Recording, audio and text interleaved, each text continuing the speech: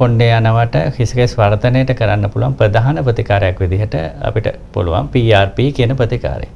තමන්ගේම රුධිරයේ පට්ටිකා වෙන් කරලා ගන්න ක්‍රමයක් හින්දා කිසිදු අසාත්මිකතාවයක් ඇති වෙන්න ඉඩ කඩක් නැහැ, ඇති වෙන්නේත් නැහැ. ඒක මේ හිසකෙස් ගහ මුලට කරන ප්‍රතිකාරයක්. හිසකෙස් වර්ධනය සඳහා කරන ප්‍රතිකාරයක්. මේක ලොකු වේදනාකාරී ප්‍රතිකාරයක් නෙමෙයි.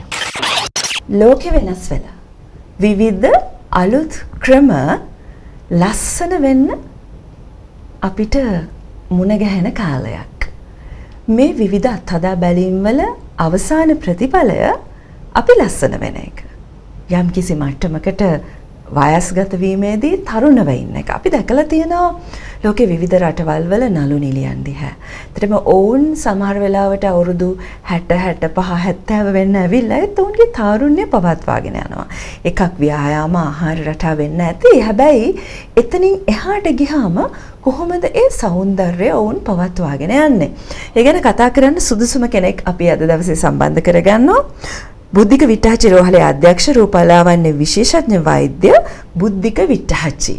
වෛද්‍යතුමනි, මම කැමති මුලින්ම අපේ හිස කෙස් වලින් පටන් ගන්න. සමහරවිට වයස් ભેදයකුත් නැහැනේ ડોක්ටර් කොණ්ඩේ යන්න ගත්තාම. හැබැයි කිසියම් වයසකට එද්දී විශේෂ වශයෙන් කොණ්ඩේ යන්න ගන්නවා. නමුත් බොහෝ අයට තියෙන ප්‍රශ්නයක් මේ හිස කෙස් ගැලවී යාම, විශේෂයෙන් තට්ටය පෑදීම, මේ වගේ දේවල්. මේකට අපි අහලා තියෙනවා PRP ට්‍රීට්මන්ට් කියලා ට්‍රීට්මන්ට් එකක් ඇවිත් තියෙනවා. මම කැමතියි ડોක්ටර්ගෙන් මුලින්ම ඒ ගැන අහලා ඉන්න. ගොඩාක්ම ස්තුතියි තරංග ආරාධනා කිරීම පිළිබඳව. නවීන රූපලාවන්‍ය වෛද්‍ය ක්‍රම අනුව හිසකෙස් වර්ධනය, හිසකෙස් යාම අඩු කරගන්න, තුනී හිසකෙස් වර්ධනය කරගන්න ප්‍රධානම භාවිතා වෙන ප්‍රතිකාරයක් තමයි PRP කියන ප්‍රතිකාරය. අපේ රුධිරයේ ගත්තට පස්සේ රුධිරයේ තියෙන රත රුධිරාණු, සුධිර රුධිරාණු, රුධිර පට්ටිකා කියලා. එතකොට අපි රුධිර පට්ටිකාවට ප්ලේට්ලට් කියලා කියනවා. ප්ලේට්ලට් රිච් ප්ලාස්මා. ප්ලාස්මා කියන තරලයට ප්ලේට්ලට් කියන එකතු කරලා ප්ලේට්ලට් සහ ප්ලාස්මා වෙනම සෙන්ට්‍රිෆියුජ් මාර්ගයෙන් රුධිරය කඩාගෙන එතකොට growth factors ප්ලේට්ලට් වල තියෙනවා. ඒව එකතු කරලා අපි කියමු හිසකෙස් වර්ධනය සඳහා විශේෂිත වූ ටියුබ් එකක් භාවිතා කරලා බර්ටින් වගේ අපි ඒ ට්‍රීට්මන්ට් එක කරන ප්‍රතිකාරය කරනවා හිසකෙස් වර්ධනය සඳහා. ඒකට අපි කියනවා PRP කියලා, ප්‍රසිද්ධම platelet rich plasma කියලා. එතකොට මේ ක්‍රමයෙන් වෙන්නේ හරියට මේ හිසකෙස් වලට පෝෂණයක් ලැබෙනවා වගේ වැඩක්. එතකොට හිසකෙස් යාම ක්‍රමානුකූලව අඩු වෙනවා. ඒක ට්‍රීට්මන්ට් එකක් දෙකක් යනකොටම හිසකෙස් යාම අඩු වෙනවා. ඒ වගේම තුනේ හිසකෙස් වර්ධනය වෙනවා. ගොඩාක් තියෙන ප්‍රශ්නයක් තමයි තරංග හිසකෙස් වර්ධනය අඩුකම. එතකොට හිසකෙස් පොඩියට තියෙනවා ඒ ගහ වර්ධනය වෙන්නේ නැහැ, පෝෂණය නැහැ. එතකොට ප්ලේට්ලට් නැහැ, මේ ප්ලාස්මා කොටස් අපි එකතු කරලා දෙනවා හිසකෙස් ගහ වර්ධනය වෙන්න. මේක ඊටාමම සියුම් ප්‍රතිකාරයක්. ප්‍රධාන වශයෙන්ම කියන්න පුළුවන් මේකේ අතුරු ආබාධ නැතිකම.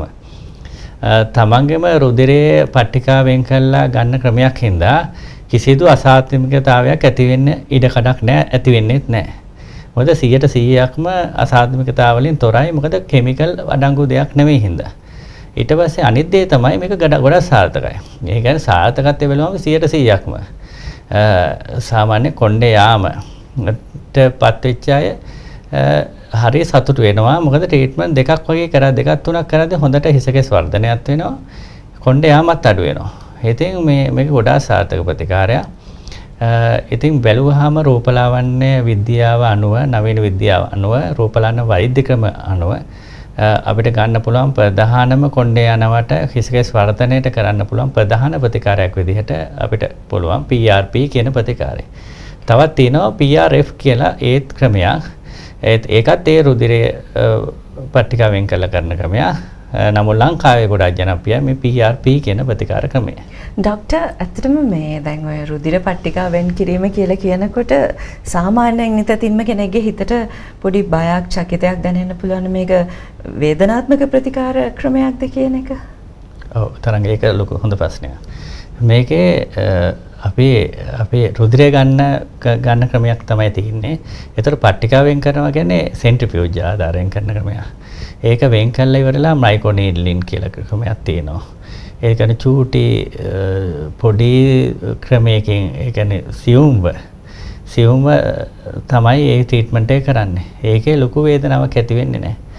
එතකොට ඒක මේ හිසකස් ගහ මුලට කරන ප්‍රතිකාරයක්. හිසකස් වර්ධනය සඳහා කරන ප්‍රතිකාරයක්. මේක ලොකු වේදනාකාරී ප්‍රතිකාරයක් නෙවෙයි. එතකොට අනිත් දේ තමයි දැන් අපි ප්‍රතිකාරයක් කරාට පස්සේ ඊළඟ දවසේ වැඩට යන්නත් පුළුවන්. මේ එහෙම ප්‍රශ්නයක් නැහැ. ලොකු ලේවැගිරීම් එහෙම වෙන ක්‍රමයක් නෙවෙයි. මේක ඊටාම සියුම් ප්‍රතිකාර ක්‍රමයක් තමයි PRP ප්‍රතිකාරය. ඒක ගොඩක් ජනප්‍රිය. ඕන කෙනෙකුට දැන් වැඩට යන්න ඉස්සෙල්ලා උනත් ප්‍රතිකාරය කරගෙන වැඩට යන්න පුළුවන්. ඉතින් මේ එහෙම බය යුතු නැහැ. අනිත් එක ප්‍රධානම දේ අතුරු ආබාධ නැතිකම. දැන් කුතීම මොකක් හරි ආලේපනයක්. කුතීමව අපි ඉන්ජෙක්ට් කරන මොන හරි ක්‍රමයක් තිබුණොත් ඒකේදී අතුරු ආබාධ එන්න පුළුවන් ප්‍රවණතාවයක් තියෙනවා. අසාධ්විකතා එන්න පුළුවන් ක්‍රමයක් තියෙනවා. අසාධ්විකතා මේකේ නැහැ. මොකද තමන්ගේම රුධිරයේ ප්ලේට්ලට් ප්ලාස්මා කොටස් තමයි ප්‍රතිකාරය ගන්නෙ. ඒකයි මේක ගොඩක් ජනප්‍රිය. මේක නැචරල් ප්‍රතිකාරයක් විදිහට තමයි මුළු ලෝකෙම හඳුන්වන්නේ මේ PRP කියන ප්‍රතිකාරය. අසාධ්මිකතාවයෙන් තොර ස්වභාවික ප්‍රතිකාරයක් විදිහට තමයි ජනප්‍රිය වෙලා තියෙන්නේ. මේ ලෝකෙම පිළිගන්න ක්‍රමයක් වෙලා තියෙනවා දැන්. ඩොක්ටර් එතකොට මේ ක්‍රමවේදය කරන්න කිසියම් වයස් වේදයක් තියෙනවද? ඕනෙම තරාතිරමක කෙනෙක්ට මේක කරන්න පුළුවන්ද? ඔව් හොඳ ප්‍රශ්නයක් අහුවේ. සාමාන්‍යයෙන් කොණ්ඩේ හිසකෙස් යන්න පටන් ගන්න සාමාන්‍යයෙන් ගත්තට පස්සේ කාන්තාව ගත්තාම අවුරුදු 20 30 විතර වෙනකොට හෝමෝන් චේන්ජ් එකත් එක්ක කොණ්ඩේ යන්න පටන් ගන්නවා. සමහරව අර 25 22 23 වගේ වයසෙදිත් කියනවා මේ හිස්වරිත් එක්ක කොණ්ඩේ යනවා. සමහරක් අය අවුරුදු 40 වගේ කොණ්ඩේ යන අය ඉන්නවා. ජානමය වෙනස්කම් හින්දා පිරිමි අය එහෙම. ඒ හැම එක්කෙනෙකුටම කරන්න පුළුවන්. විශේෂයෙන් ඉන්දිගොව්ව කනවා කියලා කියන්නේ අපි ඇලෝපේසියා තත්ත්වේ. ඒකටත් මේ PRP සාර්ථකයි. ඉතින් එහෙම ගොඩක්ම ඇත්තටම බැලුවට පස්සේ අවුරුදු 30න් පස්සේනේ ඔය ගැටලු කොට 25 28 30. ඉතින් මේ ප්‍රශ්නේ එන්නේ විශේෂයෙන්ම ගත්තාම අපේ කන කෑම සහ නිින්ද අඩුකම ස්ට්‍රෙස්. එතකොට කුතීම ආලේපන වර්ග භාවිතා කිරීම නොයෙකුත් හේතු හින්දානේ මේක යන්නේ නිින්ද අඩුකම. ඉතින් මේ දේවල් ඇති වෙන්නේ තරුණ වයසේ අයට තමයි ගොඩාක්. විශේෂයෙන්ම පිරිමි අය ගත්තාම අවුරුදු 35 40 යනකොට තමයි පොඩි පොඩි තට්ටේ පෑදෙන්නේ. ඉතින් ඒ වගේ කට්ටිය තමයි මේකට යොමු වෙන්නේ ගොඩක් අය. ඉතින් මේක බැලුවට පස්සේ නවීන විද්‍යානුකූල වෛද්‍ය රූපලාවන්‍ය වෛද්‍ය ක්‍රම අනුව ඉතින් හොඳ ප්‍රතිකාරයක් විදිහට හඳුන්වන්න පුළුවන්. බුද්ධික විට්ඨාචි රෝහලේ PRP ප්‍රතිකාර ක්‍රමය සිදු වෙනවා නේද වෛද්‍යතුමනි? ඔව් අපේ රෝහලෙන් ලබා ගන්න පුළුවන් ප්‍රතිකාරය මේ මහරගම තියෙනවා නම්බර 38 එක වත්තේකදර පාර මහරගම බුද්ධික විට්ඨාචි රෝහලේ. ඔබට මම දුරකථන අංක දෙන්නම්. ඔව්